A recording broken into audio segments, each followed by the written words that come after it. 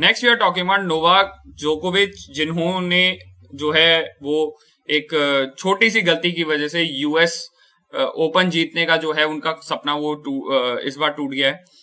देखिए, नोवाक जोकोविच किस कंट्री से खेलते हैं ये भी आपको ध्यान होना चाहिए, क्योंकि हमेशा डिफेंस से जुड़े हुए हर एग्जाम में खास तौर से टेनिस या क्रिकेट से जुड़े हुए क्वेश्चंस रेगुलरली पूछे जाते हैं। एंड आप ये मान लीजिएगा कि स्पोर्ट्स से जुड़ा हुआ हर बार कोई ना कोई क्वेश्चन तो पूछा ही जाता है। इसीलिए आपको ये चीज ध्यान होनी चाहिए कि नोवाक जोकोविच, जो कि टेनिस के सबसे बड़े खिलाड़ियों में से एक हैं, 3 सबसे ग्रैंड जो प्लेयर्स हैं उनमें से एक आते हैं, और अभी वर्ल्ड में सबसे ज्यादा ग्रैंड स्लैम टाइटल जीतने वाले खिलाड़ियों में से बनने की इनकी उम्मीद थी, क्योंकि अभी प्रेजेंटली इनके पास 17 ग्रैंड स्लैम टाइटल है। अगर ये इस साल का यूएस ओपन जीत जाते तो ये जो है वो 18 पे पहुंच जाते, और सबसे आगे चल रहे हैं 20 नंबर पे रॉजर फेडरर, जिनके पास 20 ग्रैंड स्लैम टाइटल्स हैं। उसके बाद सेकंड नंबर पे हैं आपके राफेल नडाल हैं 19 नंबर पे, जो कि 19 खिताब जीत चुके हैं। तो ये इनको अगर हराना चाहते हैं नोवाक जोकोविच, तो इनके लिए एक बहुत अच्छा मौका था, पर ये एक छोटी सी बेवकूफी की वजह से, छोटी सी गलती की वजह से डिस्क्वालीफाई हो गए हैं। नोवाक जोकोविच was disqualified from the US open for accidentally hitting a ball eight line जज। जो जजेस होते हैं जो कोर्ट पे नजर रखते हैं, उनमें से एक फीमेल जज थी, उनके गले पे इनने जो बॉल मारी वो हिट हुई, और इसकी वजह से इनको जो है वो डिस्क्वालीफाई कर दिया गया टूर्नामेंट से। नोवाक जोकोविच जो है वॉज द हैवी फेवरेट, यानी कि ये माना जा रहा था कि ये जीतेंगे to win the man single title at the US Open, जो कि अभी चल रहा है, यूएस ओपन टूर्नामेंट चल रहा है, which is being played behind close doors, क्योंकि इस साल ऑडियंस वगैरह अलाउ नहीं की गई है। किस वजह से? कोरोना वायरस की वजह से। और ये पहला ग्रैंड स्लैम टूर्नामेंट है इस साल जो हो रहा है after the corona virus pandemic के हिट होने के बाद में। He was aiming for 18 grand slam Triumph, जीतने की उम्मीद थी इनको 18वां खिताब अपना जीवन का, बट ये ताकि मूव क्लोजर हो जाए किसके? राफेल नडाल और रॉजर फेडरर के, जो दोनों इस साल नहीं खेल रहे हैं न्यूयॉर्क में। तो ऐसा क्यों है वो भी मैं आपको बता देता हूं। रॉजर फेडरर के इंजरी होने की वजह से जो है वो इस साल नहीं पार्टिसिपेट कर रहे हैं किसी भी टूर्नामेंट में, और जो नडाल हैं उन्होंने मना कर दिया था कोरोना वायरस पैंडेमिक की वजह से कि वो इस साल यूएस ओपन नहीं खेलेंगे। तो नोवाक जोकोविच के पास बहुत अच्छा सुनहरा मौका था। पहली बार ऐसा हुआ है कि नोवाक जोकोविच के एग्जिट होने के बाद में there will be a new male grand slam champion, यानी कि पहली बार इन तीनों के अलावा किसी और के जीतने की चांस बनेगी, पहली बार 2014 के बाद में। ये बहुत ही इंपॉर्टेंट फैक्ट है, यानी कि ये तीनों खिलाड़ी ही पिछले लगातार कई सालों से ग्रैंड स्लैम टाइटल्स जीतते आ रहे हैं।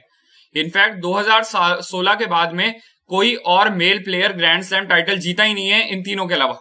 ये एक बहुत ही बड़ी न्यूज है, और इस वजह से ये इंपॉर्टेंट है, और अपकमिंग एग्जाम से पूछने के चांसेस रहेंगे, प्लीज रिमेंबर। और ये भी ध्यान रखिएगा कि 2014 में यूएस ओपन जीता था मारिन सिलिक ने, उसके बाद में यूएस ओपन ये तीनों में से कोई ना कोई जीतता आ रहा है।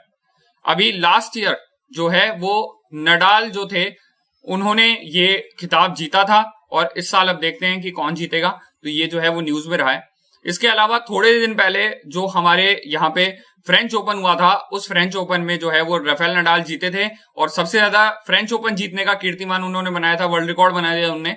तो ये चीज आपको ध्यान रखनी है। क्ले का बेताज बादशाह इसीलिए कहते हैं उनको। तो ग्रैंड स्लैम के बारे में बात करेंगे हम, क्या होते हैं ग्रैंड स्लैम टूर्नामेंट्स। तो ग्रैंड स्लैम टूर्नामेंट जो होते हैं वो मेजर्स के नाम से जाने जाते हैं, और टेनिस वर्ल्ड में सबसे बड़े 4 टूर्नामेंट जो हैं, सबसे बड़े 4 टूर्नामेंट जो हैं, इनको ग्रैंड स्लैम टाइटल कहा जाता है। They offer the most ranking points, सबसे ज्यादा prize money, public and media attention सबसे ज्यादा, and greatest strength and size of field, greater number of best of sets of man which is 5, यानी कि सबसे ग्रैंड टूर्नामेंट होते हैं, इसीलिए इनको ग्रैंड स्लैम कहा जाता है। कौन कौन से हैं? Australian open, French open, Wimbledon and US. इसका ऑर्डर भी याद होना चाहिए आपको, ये एग्जाम में पूछ लेते हैं कि कौन सा पहले होगा कौन सा बाद में होगा, तो आपको ध्यान होना चाहिए ऑस्ट्रेलियन ओपन पहले होता है, फ्रेंच ओपन, विंबलडन और फिर यूएस ओपन होता है। टाइम पीरियड यहाँ पे दिया हुआ है किस टाइम पे होते हैं ये साल के अंदर, और यहाँ पे ये भी आपको ध्यान होना चाहिए कि इसमें किस तरीके के कोर्ट का इस्तेमाल करते हैं। ऑस्ट्रेलियन ओपन में हार्ड कोर्ट का इस्तेमाल होता है, उसी तरीके से यूएस ओपन में भी हार्ड कोर्ट का इस्तेमाल होता है।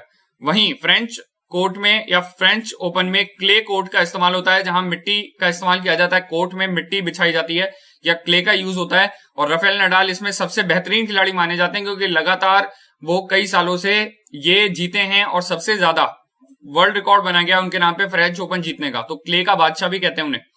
इसी तरीके से विंबलडन जो कि इंग्लैंड में होता है, ये बात ध्यान रखनी है आपको, Wimbledon is in England, Australian open Australia में होगा, फ्रेंच ओपन फ्रांस में होगा, यूएस ओपन यूएस में होगा, बट विंबलडन यूके में होगा। तो प्लीज रिमेंबर दिस।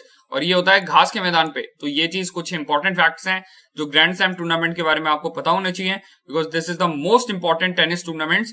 और इनमें से क्वेश्चन एक्सपेक्ट कर सकते हैं आप। प्रीवियस ईयर क्वेश्चन पेपर देखेंगे तो हमेशा स्पोर्ट्स से एक ना एक क्वेश्चन, सीडीएस, एनडीए, एफकैट, इन सब में कुछ ना कुछ स्पोर्ट्स से जुड़े हुए क्वेश्चन हमेशा पूछे जाते रहे, एंड इसीलिए आपको ये एक्सपेक्ट कर सकते हैं कि ये क्वेश्चन आएगा। This video is a part of daily live current affairs series. You can join me live every day at 10 p.m. Please like, share and subscribe. Thank you.